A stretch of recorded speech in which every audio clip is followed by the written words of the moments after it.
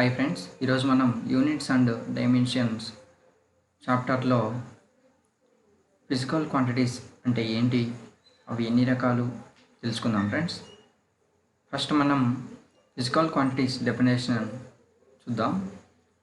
Physical quantities. The physical quantity is any physical property that can be measured using numbers. అంటే మనకి ఇక్కడ ఏ physical property అయినా సరే మనం నెంబర్స్లోనే మెజర్ చేస్తాం అని చెప్తుందన్నమాట. స్కేల్ అనేది మనకి ఫిజికల్ ప్రాపర్టీ. దాని యొక్క లెంత్ లాంగ్ స్కేల్ అయితే 30 సెంటీమీటర్స్. అంటే మనం దాని మెజర్మెంట్ వచ్చేసరికి నెంబర్స్లో ఉంది కదా, 30 సెంటీమీటర్స్ అని, అదే ఇక్కడ డిస్క్రైబ్ చేస్తుంది అనమాట.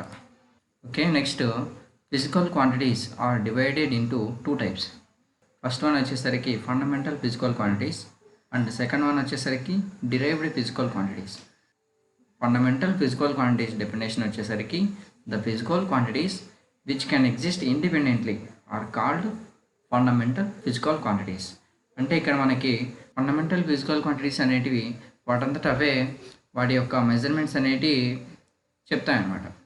ఫర్ ఎగ్జాంపుల్ ఇక్కడ మనకి ఏమిచ్చాడు, for example length, mass, time and temperature ఇచ్చారు కదా. లెంత్ వచ్చి మనం మీటర్స్లో కొలుస్తాం, సెంటీమీటర్స్లో కొలుస్తాం, ఫీట్స్లో కూడా కొలుస్తాం. అవి మనకు ఎగ్జాక్ట్ వాల్యూ, డైరెక్ట్ వాల్యూ వచ్చేసింది కదా మనకి. ఇప్పుడు మనకు లెంత్లో మనకి సెంటీమీటర్స్ తీసుకోవచ్చు, లేదంటే మిల్లీమీటర్స్ తీసుకోవచ్చు, మీటర్స్ తీసుకోవచ్చు. నెక్స్ట్ మనకి మాస్ ఉంది కదా, మాస్లో మనకి కిలోగ్రామ్ ఉంది, మిల్లీగ్రామ్ ఉంది. మనకు కావాల్సిన ఎగ్జాక్ట్ వాల్యూ అనేది మనకు తీసుకోవచ్చు. అలాగే time, hours, minutes, seconds, milli seconds ఇట్లా ఉన్నాయి కదా. ఇట్లా మనకి చాలా వరకు ఎగ్జాక్ట్ వాల్యూనే తీసుకోవచ్చు అనమాట. నెక్స్ట్ మనకు డిరైవ్డ్ ఫిజికల్ క్వాంటిటీస్ వచ్చేసరికి the physical quantities which can be derived from fundamental physical quantities are called derived physical quantities. అంటే మనకి ఇక్కడ డిరైవ్డ్ ఫిజికల్ క్వాంటిటీస్ అనేటివి వాటంతట అవి డైరెక్ట్గా అయితే వాల్యూస్ రాదు. ఫండమెంటల్ ఫిజికల్ క్వాంటిటీస్ నుంచి మనకు వాల్యూ వస్తుంది. ఓకే, నెక్స్ట్ ఇక్కడ ఎగ్జాంపుల్స్ అనేవి ఉన్నాయి కదా. స్పీడ్ చూద్దాం. స్పీడ్ అంటే మనం ఫర్ ఎగ్జాంపుల్ మనం బైక్లో వెళ్తున్నాం, మనం వెళ్ళే స్పీడు క్యాలిక్యులేట్ ఎలా అవుతుంది, డైరెక్ట్గా రాదు కదా. అంటే మనకి ఇక్కడ speed equals to distance by time అని ఫార్ములా ఉంది కదా మనకి. అంటే మనకు డిస్టెన్స్ బై టైం అనేది ఫండమెంటల్ ఫిజికల్ క్వాంటిటీస్లోకి వస్తుంది. అంటే డిస్టెన్స్ అనేది దూరము బై సమయం, ఆ రెండు కలిపి మనకు ఎంత స్పీడ్ వెళ్ళాం అనేది వాల్యూ అనేది వస్తుంది అనమాట. నెక్స్ట్ ఇక్కడ మనకి డెన్సిటీ ఉంది కదా. ఈ డెన్సిటీ ఫార్ములా వచ్చేసరికి మనకి మాస్ బై వాల్యూమ్. మాస్ మనకి ఫండమెంటల్ క్వాంటిటీ. అలాగే వాల్యూమ్ కూడా మనకి లీటర్స్లో కొలుస్తాం కదా, ఏదైనా లిక్విడ్ కానీ లీటర్స్, ఎంఎల్ అలా చెప్తాం కదా. కాబట్టి అవి ఫండమెంటల్ క్వాంటిటీస్కే వస్తాయి. ఇప్పుడు మనకు స్పీడ్ వాల్యూ కావాలంటే డిస్టెన్స్ బై టైం. అంటే డిస్టెన్స్ బై టైం అనేది ఫండమెంటల్ క్వాంటిటీస్. ఈ ఫండమెంటల్ క్వాంటిటీస్ని మనం ఎప్పుడైతే డిరైవ్ చేస్తామో అప్పుడు మనకు డిరైవ్డ్ ఫిజికల్ క్వాంటిటీ అనే వాల్యూ వస్తుంది అనమాట. అంటే ఇక్కడ మనకు స్పీడ్ వస్తుంది. మనకు స్పీడ్ రావాలంటే ఫండమెంటల్ క్వాంటిటీస్ని డిరైవ్ చేస్తే అప్పుడు మనకు స్పీడ్ వస్తుంది. అదే ఇక్కడ డెఫినేషన్లో ఎక్స్ప్లెయిన్ చేస్తున్నాడు అనమాట. అంటే the physical quantities which can be derived from fundamental physical quantities. అంటే మనము ఫండమెంటల్ ఫిజికల్ క్వాంటిటీస్ని ఎప్పుడైతే మనం డిరైవ్ చేస్తామో అప్పుడు మనకు కావాల్సిన వాల్యూ అనేది వస్తుంది కదా, ఆ వాల్యూని డిరైవ్డ్ ఫిజికల్ క్వాంటిటీస్ అంటారనమాట.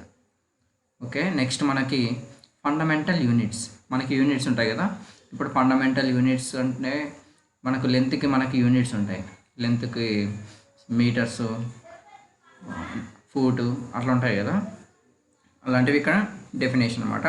What is fundamental units? The units of fundamental quantities are called fundamental units. అంటే మనకి ఇక్కడ ఫండమెంటల్ క్వాంటిటీస్ యొక్క యూనిట్స్నే ఫండమెంటల్ యూనిట్స్ అంటారనమాట. నెక్స్ట్ ఇక్కడ మనకి derived units. What is derived units? The units of derived quantities are called derived units. అంటే ఇక్కడ మనకి డిరైవ్డ్ క్వాంటిటీస్ యొక్క యూనిట్స్ని డిరైవ్డ్ యూనిట్స్ అంటాం. System of units. ఫస్ట్ మనకి ఎఫ్పిఎస్ సిస్టమ్ అని ఉంది. ఇక్కడ వచ్చి మనకి ఎఫ్పిఎస్ సిస్టమ్ బాగా అబ్జర్వ్ చేయండి. In this system the unit of length is foot. Okay, note చేసుకోండి, ఇక్కడ ఫూట్ అని ఉంది కదా. Okay, next the unit of mass is pound. అంటే మాస్ యొక్క యూనిట్ వచ్చేసరికి పౌండ్ అని చెప్తున్నాడు. అది ఎఫ్పిఎస్ సిస్టంలోనే, అలా నెక్స్ట్ సిస్టంలో మారుతుందన్నమాట. నెక్స్ట్ మనకి the unit of time is second. Okay, ఇక్కడ మనకి ఫస్ట్ చూసారు కదా, in the system the unit of length is foot. లెంత్కి వచ్చి ఫూట్ అని చెప్పాడు, అంటే లెంత్లో ఫూట్ అన్నాడు కదా. ఫూట్కి వచ్చి మనకు ఎఫ్ ఫస్ట్ లెటర్ ఉంది కాబట్టి మనకి ఇక్కడ ఎఫ్ తీసుకున్నాడు. ఎఫ్పిఎస్ సిస్టంలో ఎఫ్ అంటే మనకి లెంత్ యొక్క యూనిట్ని ఫూట్ అంటాం. ఆ ఫూట్లో ఫస్ట్ లెటర్ ఏముంది, ఎఫ్ ఉంది కాబట్టి ఎఫ్ తీసుకున్నాడు. నెక్స్ట్ వచ్చి మనకి the unit of mass is pound. Mass యొక్క యూనిట్స్ వచ్చేసరికి పౌండ్ ఉంది. ఈ పౌండ్లో ఫస్ట్ లెటర్ పి ఉంది, నెక్స్ట్ పి తీసుకున్నాడు. ఓకేనా, అంటే లెంత్కి వచ్చి ఫూట్ వచ్చింది, ఫస్ట్ లెటర్ ఎఫ్ తీసుకున్నాడు. మాస్కి వచ్చి పౌండ్ ఉంది, ఫస్ట్ లెటర్ పి తీసుకున్నాడు. నెక్స్ట్ మనకు ఎస్ ఉంది. ఎస్ రావాలంటే unit of time is second. అంటే టైంకి మనం యూనిట్స్ ఏముంటాయి, సెకండ్స్ ఉన్నాయి. సెకండ్స్లో ఎస్ తీసుకున్నాడు. అంటే మనకి ఇక్కడ ఎఫ్పిఎస్ సిస్టమ్ వచ్చింది కదా. ఎఫ్పిఎస్ బాగా నోట్ చేసుకోండి. ఇక్కడ ఎఫ్పిఎస్ అంటే ఎఫ్ అంటే ఫూట్, పి అంటే పౌండ్, ఎస్ అంటే సెకండ్స్. ఓకే, అలాగే సేమ్ మిగతా 2 సిస్టమ్స్ కూడా సేమ్ అలాగే ఉంటాయి. ఇక్కడ సిజిఎస్ సిస్టమ్ అని ఉంది కదా. ఈ సిజిఎస్ సిస్టమ్ అనేది ఇక్కడ in the system the unit of length is centimetre. చూసారా, అక్కడ ఎఫ్పిఎస్ సిస్టంలో వచ్చి లెంత్కి వచ్చి ఫూట్ అని చెప్పాడు యూనిట్స్. సిజిఎస్ సిస్టంలో సెంటీమీటర్ అన్నాడు, అంటే ఇంకా చిన్నగా తీసుకున్నాడు, చిన్న వాల్యూ తీసుకున్నాడు. అంటే ఇక్కడ మనకు సెంటీమీటర్లో సి తీసుకున్నాడు, ఫస్ట్ లెటర్ సి. అంటే next unit of mass is grams. అక్కడ చూడండి, అక్కడ పౌండ్ అనేది తీసుకున్నాడు మాస్కి, ఇక్కడ వచ్చి గ్రామ్స్ తీసుకున్నాడు. గ్రామ్స్లో ఫస్ట్ లెటర్ జీ తీసుకున్నాడు. ఓకేనా, సిజీ అనేది మనకు వచ్చింది అనమాట. నెక్స్ట్ టైంకి వచ్చి సెకండ్స్. ఇది మాత్రం కామన్గా ఉంటుంది అనమాట. టైంకి ప్రతి సిస్టంలో టైంకి వచ్చి సెకండ్సే ఉంటాయి. ఇక్కడ ఎస్. సో మనకి ఇక్కడ సిజిఎస్ అంటే సెంటీమీటర్, గ్రామ్స్, సెకండ్స్. ఓకేనా, నెక్స్ట్ మనకి థర్డ్ వన్ వచ్చేసరికి ఎంకేఎస్ సిస్టమ్. మీకు ఇక్కడ అర్థమయ్యే ఉంటుంది. ఇప్పుడు ఎంకేఎస్ అంటే లెంత్కి వచ్చి మీటర్స్ వస్తుంది అనమాట. ఎం అంటే మీటర్స్లో కొలుస్తాం. ఇంకా మాస్ అంటే బరువుకి వచ్చేసరికి మనం కిలోగ్రామ్స్, గ్రామ్స్ అట్లా తీసుకుంటాం. గ్రామ్స్ వచ్చి మనకు సిజిఎస్ సిస్టంలో తీసుకున్నాడు. ఫస్ట్ వన్ వచ్చి ఎఫ్పిఎస్ సిస్టంలో పౌండ్స్ తీసుకున్నాడు. నెక్స్ట్ మనకి ఇక్కడ మనకు మిగిలింది వచ్చి కిలోగ్రామ్స్. అంటే ఇక్కడ కిలోగ్రామ్స్, ఎం వచ్చి మీటర్, కే వచ్చి కిలోగ్రామ్. అంటే మనకు టైంకి వచ్చి సెకండ్సే, అది కామన్గా ఉంటుంది చెప్పాను కదా. నెక్స్ట్ మనకి లాస్ట్ పాయింట్ వచ్చేసరికి ఇంటర్నేషనల్ సిస్టమ్ ఆఫ్ యూనిట్స్. అంటే దీన్ని మనం ఎస్ఐ యూనిట్స్ అని కూడా అంటాం. The international system of units include 3 classes of units namely. అంటే మనకి ఇక్కడ ఎస్ఐ యూనిట్స్ వచ్చేసరికి మనకు 3 టైప్స్గా డివైడ్ అయ్యాయి. ఫస్ట్ వన్ వచ్చేసరికి base units, and second one supplementary units, third one derived units. First one వచ్చేసరికి మనకి బేస్ యూనిట్స్లో మనకు 7 ఉంటాయన్నమాట. ఆ 7 వచ్చేసరికి ఫస్ట్ వన్ లెంత్, మాస్, ఇలా మనకు 7 అయితే ఉన్నాయన్నమాట. నెక్స్ట్ మనకి ఇక్కడ యూనిట్స్ సింబల్స్తో ఇక్కడ మనకు టేబుల్ అయితే ఉంది.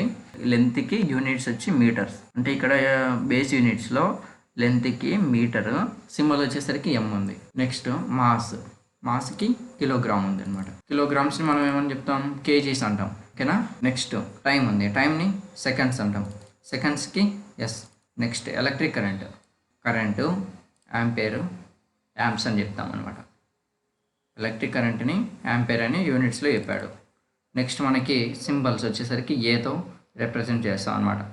నెక్స్ట్ మనకి థెర్మోడైనమిక్ టెంపరేచర్, కెల్విన్స్లో కొలుస్తారండి దీన్ని. థెర్మోడైనమిక్ టెంపరేచర్ని కెల్విన్స్లో కొలుస్తారనమాట. కాబట్టి దీంట్లో మనకి కేని రిప్రజెంట్ చేయొచ్చు సింబల్ లాగా. నెక్స్ట్ మనకి లూమినస్ ఇంటెన్సిటీ, దీనికి మనకు క్యాండేలాతో కొలుస్తారనమాట. క్యాండిలా అనేది లూమినస్ ఇంటెన్సిటీ యొక్క యూనిట్స్ అనమాట. నెక్స్ట్ మనకి సింబల్ వచ్చేసరికి సిడి తీసుకున్నాడు.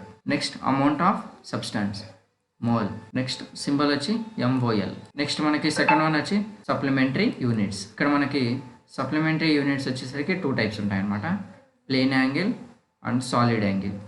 మనకి ప్లేన్ యాంగిల్కి వచ్చేసరికి యూనిట్స్ రేడియన్, సింబల్ వచ్చేసరికి RAD. నెక్స్ట్ సాలిడ్ యాంగిల్ ఉంది కదా, ఈ సాలిడ్ యాంగిల్కి యూనిట్స్ వచ్చేసరికి స్టెరాడియన్, సింబల్ SR. నెక్స్ట్ మనకి derived units. Derived units are obtained by simple multiplication and or division of the base units and supplementary units. Some of the important derived units with their symbols are given below. అంటే derived units are obtained by simple multiplication and division. అంటే base units ఉన్నాయి కదా మనకి, base units అలాగే supplementary units ఉన్నాయి కదా, base units అలాగే supplementary units నుంచి డివిజన్ లేదా మల్టిప్లికేషన్ చేయడం ద్వారా వచ్చిన వాటిని మనం డిరైవ్డ్ యూనిట్స్ అంటాం అనమాట. డిరైవ్ అంటే మనకు తెలుసు, ఒక ప్రాబ్లం కానీ డెరివేషన్ కానీ దాన్ని మనం డిరైవ్ అంటాం. డిరైవ్ చేయడం లేదంటే సాల్వ్ చేయడం అట్లా అంటాం కదా. అట్లా మనకి డిరైవ్డ్ యూనిట్స్ అంటే మనం బేస్ యూనిట్స్ అలాగే సప్లిమెంటరీ యూనిట్స్ నుంచి డిరైవ్ చేస్తే వచ్చేదాన్నే డిరైవ్డ్ యూనిట్స్ అంటాం. ఇక్కడ మనకు డిరైవ్డ్ యూనిట్స్ వచ్చేసరికి 29 ఉన్నాయి. PDF అనేది డిస్క్రిప్షన్లో ప్రొవైడ్ చేస్తాను, డౌన్లోడ్ చేసుకోండి. ఓకే ఫ్రెండ్స్, మీకు నెక్స్ట్ టాపిక్ ఏమైనా కావాలన్నా, ఈ టాపిక్లో మీకు ఏమైనా డౌట్స్ ఉన్నా కామెంట్ చేయండి తప్పకుండా.